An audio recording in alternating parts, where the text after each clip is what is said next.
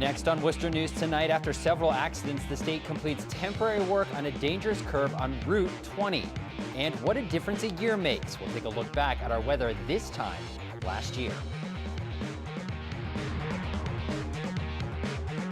Good evening and thanks for joining us. I'm Andy Mattison. It's a road notorious for hundreds of accidents and has been referred to as Dead Man's Curve. Today, the Department of Transportation says they've finished interim safety improvements on Route 20.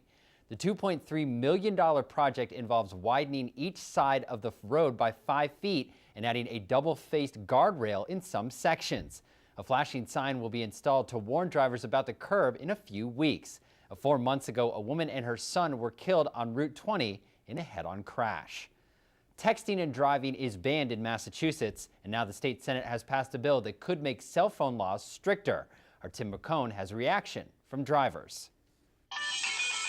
The state Senate passes a bill banning the use of mobile devices while driving. It would mean drivers can't use cell phones to do anything unless it's hands-free. What we tried to do was to set some limits and give some regulation to it. The bill would make Massachusetts the 15th state with a cell phone ban. According to the National Safety Council, distracted driving accounted for 26% of fatal accidents in 2013. I would absolutely support that, yes. And I think a lot of people would. I'll definitely support that bill. Yes, I will. Under the new bill, a first offense would be a $100 fine, a second $250, and any offense after that would be a $500 fine. I think it will make a difference. There's a lot of distraction when you're talking on your phone, whether you're looking for on your GPS. I always pull over when someone calls me or I have to use my phone.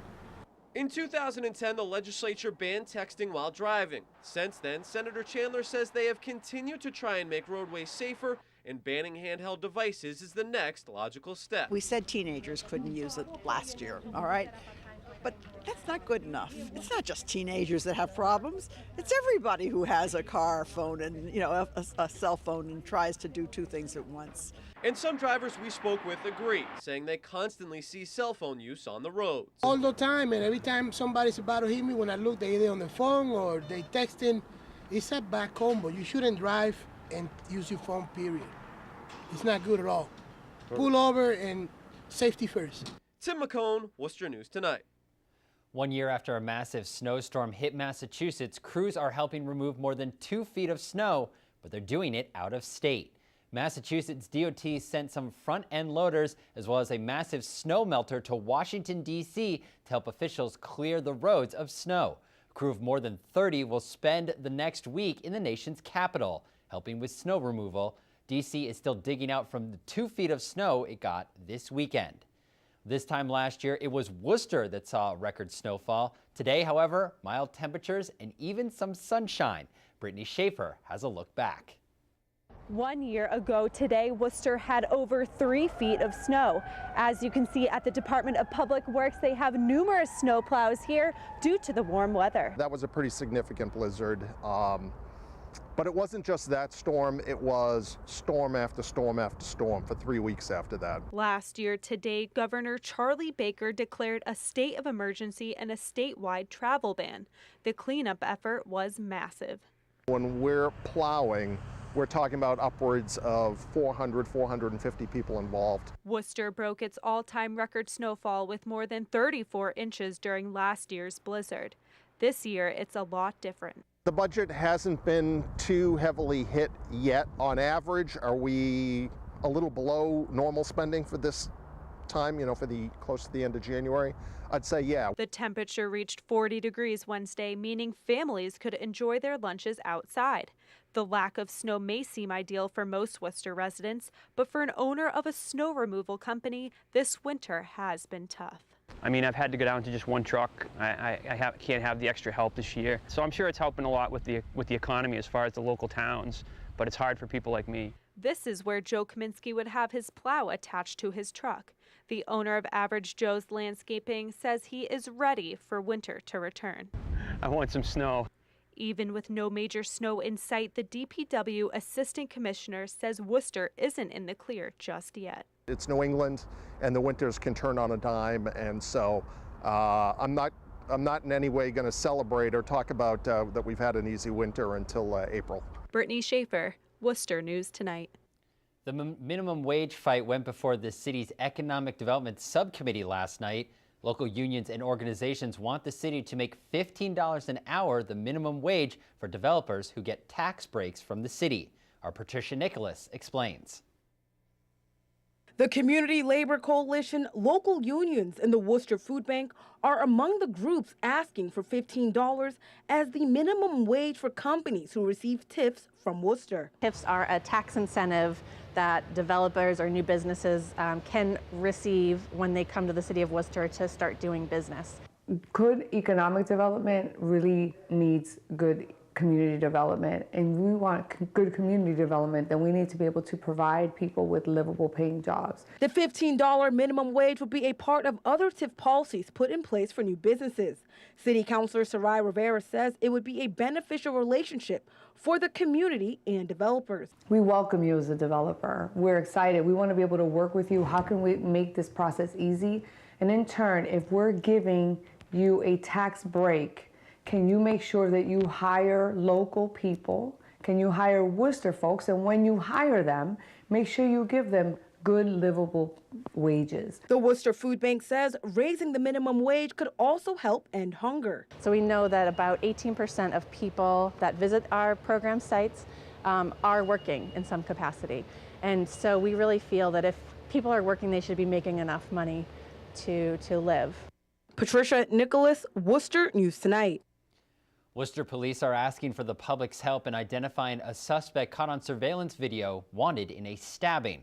Police releasing this footage of the suspect Wednesday. He is wanted in connection with the stabbing of a 19-year-old male on Haywood Street back in December. At the time, police responded to Plantation Street, where they found the victim unresponsive. He'd flagged down a car that attempted to take him to the hospital, but eventually pulled over and called 911. If you have any information, you are asked to contact Worcester Police. State police arrest 2 men in Auburn after being found with more than 70 grams of heroin. Tuesday night, a trooper stopped a vehicle on Route 290 in Auburn.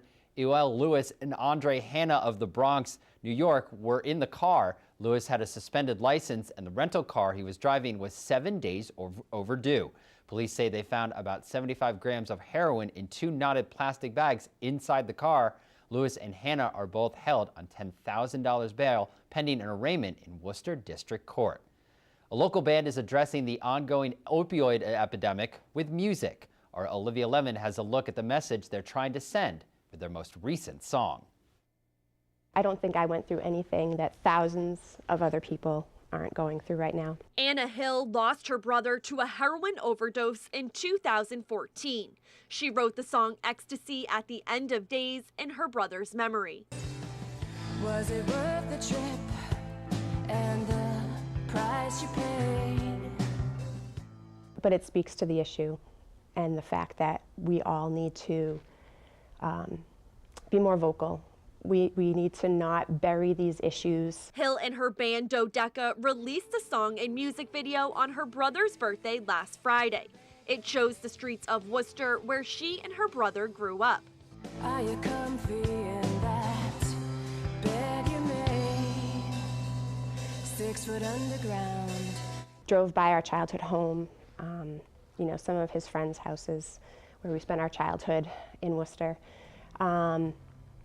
Just through some of the city streets where, I have memories of time spent with him. Hill says her original intent was to fill the video with people who have lost loved ones to addiction. We want to make this video a living document.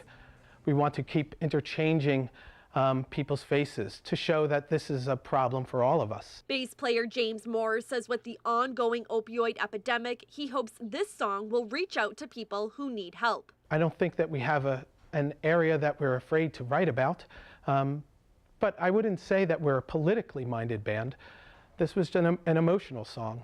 It just happened to be topical. We're starting to take action. I think there's a long way to go. There's a lot of people that want to be helped.